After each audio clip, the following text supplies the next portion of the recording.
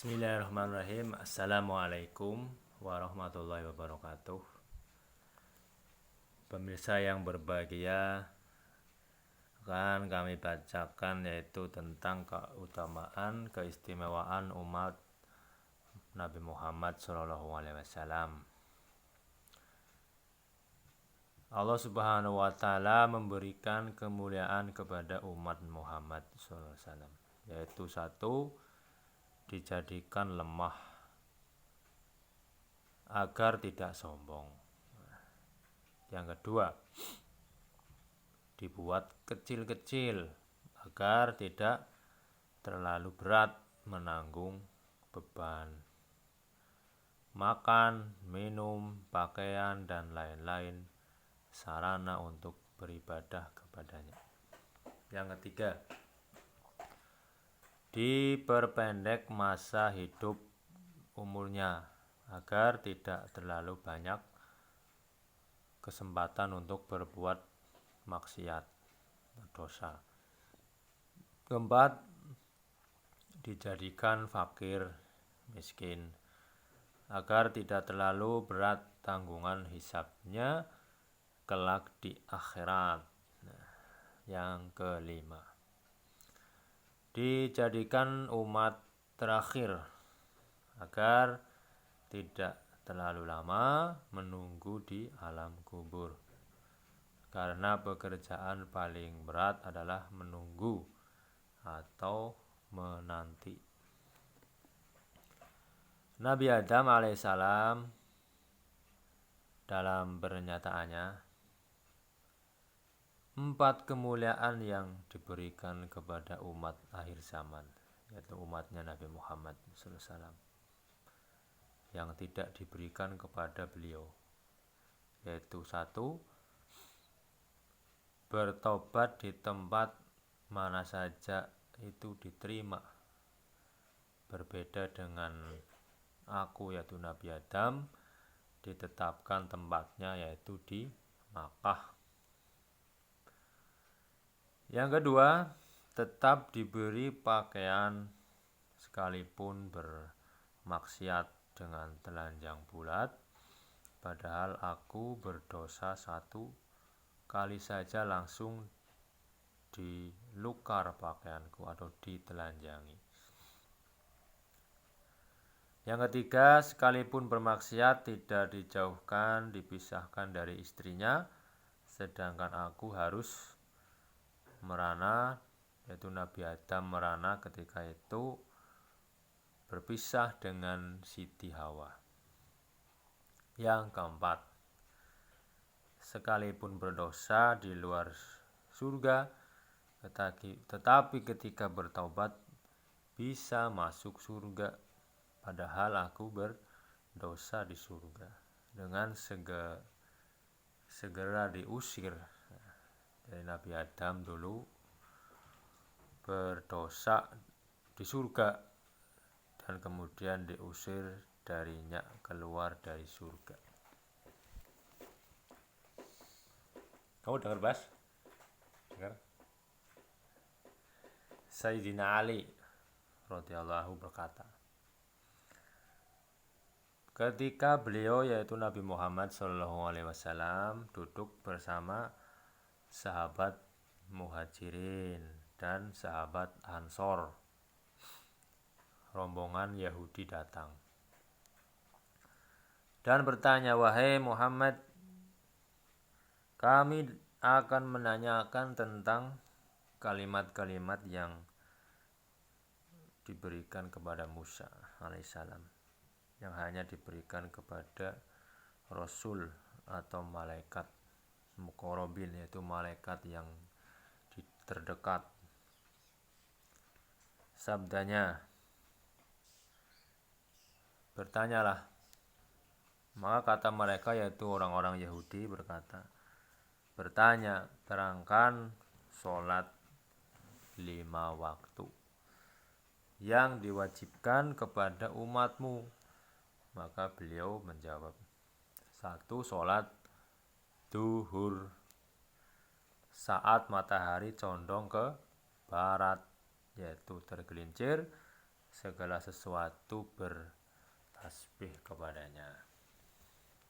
Jadi saat waktu sholat duhur, semua makhluk itu bertasbih kepada Allah. Yang kedua, sholat asar. Itulah saat Nabi Adam alaihissalam makan buah khuldi. Yang ketiga, sholat maghrib. Itulah saat Nabi Adam diterima taubatnya oleh Allah Subhanahu wa Ta'ala. Maka setiap orang yang melakukan sholat maghrib dengan ikhlas, lalu mohon sesuatu apa saja pasti dikabulkan. Yang keempat, tadi Yona sholat maghrib dengar Nabi Adam diampuni sholat maghrib. Sholat isya bagaimana? Yakni sholat yang dilakukan oleh para rasul sebelum Nabi Muhammad. Para rasul itu melaksanakan sholat isya. Yang kelima, sholat apa ya guys? Yang kelima, tadi duhur udah, asar udah, terus maghrib udah, habis maghrib apa? Isya, habis isya pagi-pagi subuh, sholat subuh. Karena matahari menjelang terbit di antara dua tanduk setan. Tahu? Jadi sholat subuh itu dikerjakan sebelum terbit. Kalau waktu terbit itu waktunya setan, tanduk setannya muncul gini. Itu waktu terbit tidak boleh sholat ya, makanya subuh jangan telat. Subuh itu sebelum terbit. Kalau terbit itu waktunya setan muncul, tanduknya di bawah mas. Bulan puasa terus ngapa? Setannya diikat. Kan masih ada berarti, cuma diikat. Ya sambil tangannya diikat ya setannya tetap muncul. Kan setannya belum mati, cuma diikat, dirantai. Pada saat itu, yaitu waktu terbit, setan muncul dengan tanduknya. Saat itu juga orang kafir sujud. Nah,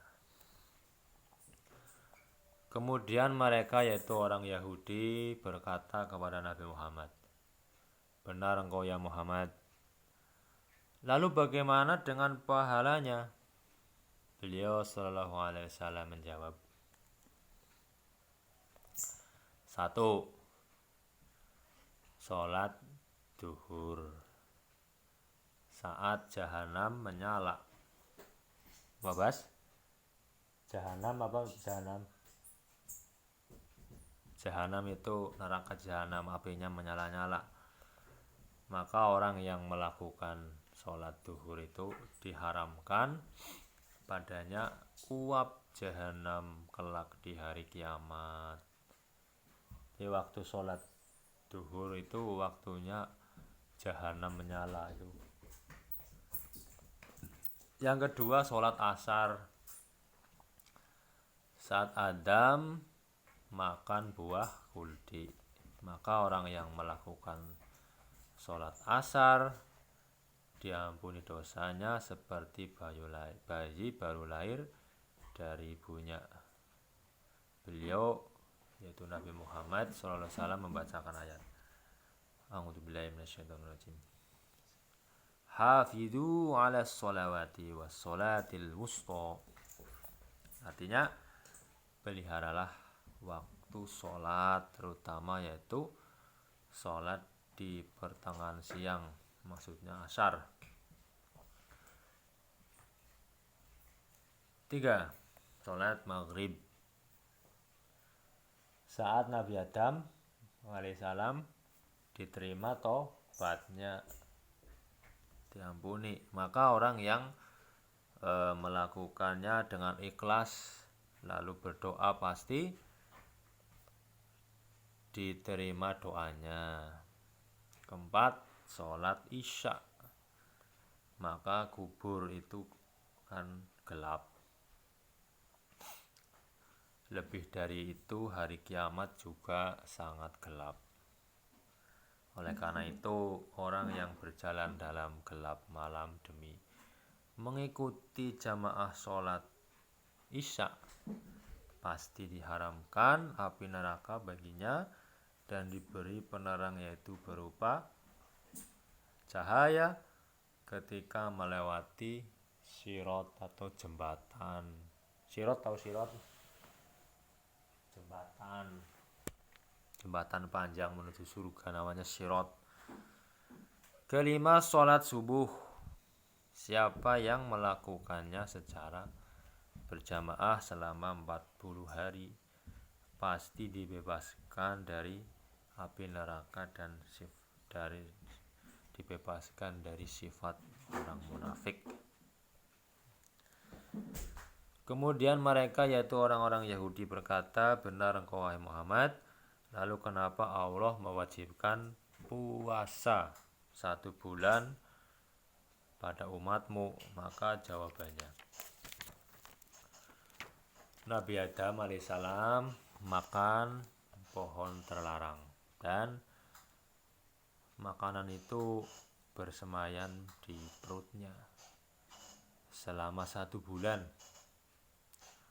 Maka bagi anak cucunya diperintah mengosongkan, yaitu lapar, mengosongkan perutnya selama 1 bulan, sedangkan makan di malam harinya adalah diperkenankan atas karunia Allah kepada makhluknya.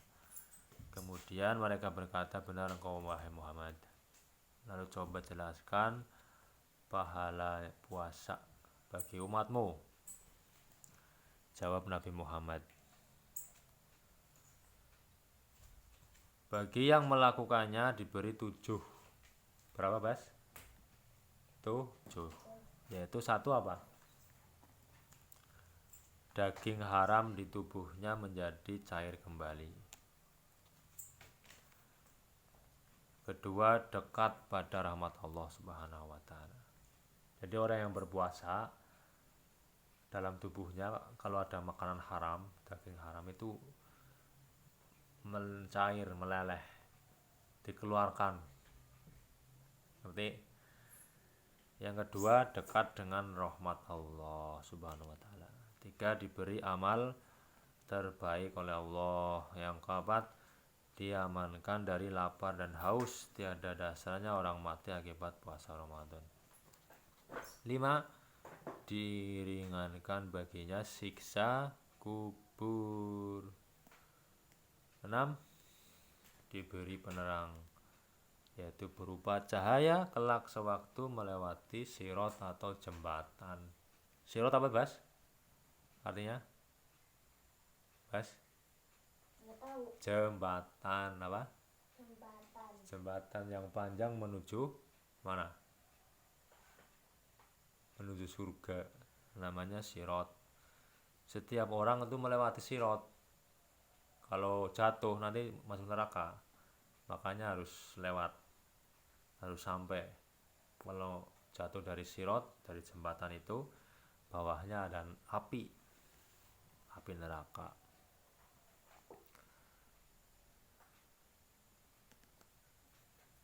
Yang ketujuh, ditingkatkan derajatnya, ditinggikan kemuliaannya di surga.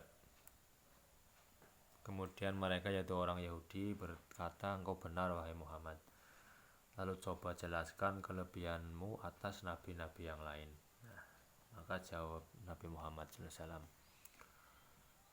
setiap nabi menggunakan doa mustajabnya ketika menemui jalan buntu. Jalan buntu itu apa? Jalan yang tidak menerus, jalan udah nggak bisa menerus lagi, namanya buntu, stop. nggak ada jalan keluar. Untuk membinasakan kaum umatnya, sedangkan aku doa mustajabnya itu tetap disimpan, bahkan akan kumanfaatkan untuk menolong, memberi syafaat umatku kelak di hari kiamat. Jadi nabi-nabi terdahulu doa mustajabnya, doa pamungkasnya sudah apa Bas? Sudah doakan di dunia ini, sehingga umat-umat terdahulu itu sudah dibinasakan bagi yang tidak beriman.